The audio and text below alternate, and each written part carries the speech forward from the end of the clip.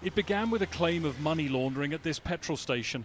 It's now a corruption scandal worth billions. The rich and the powerful in the dock, ordinary Brazilians furious, and the world's seventh biggest economy paralysed.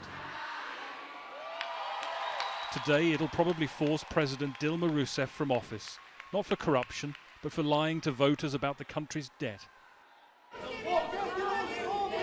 It's a complex and chaotic story of massive deceit, tension and anger in the Senate this week, accusers themselves among the accused, and her opponents say the president's responsibility.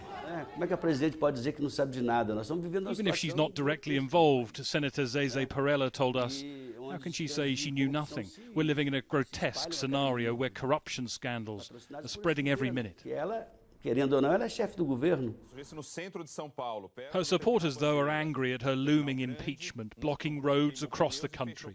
And in the places where her Workers' Party brought homes and jobs, they're repaying her now with their faith. Francisco de Assis credits her for rebuilding his and his son's lives. I'm against impeachment, he says. This is all about the discontent with the government. The polls, though, show 60% of Brazilians support that impeachment. Alongside the extraordinary futuristic architecture of Brasilia, there are now barriers to keep supporters and protesters apart. The once booming Brazilian economy was already faltering before this scandal, but now the country is stagnating.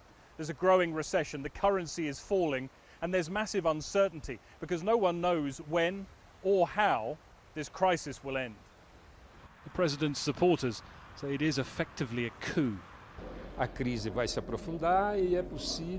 This crisis will deepen, Senator João Capibaribe told us. It is possible we'll see large social unrest by the end of the year. The political world has distanced itself from Brazilian society and reality. Dilma will stay on in the presidential palace while her trial takes place, but out of power and mocked on her way. The posters read, "Goodbye, darling." Greg Milam, Sky News, Brasilia.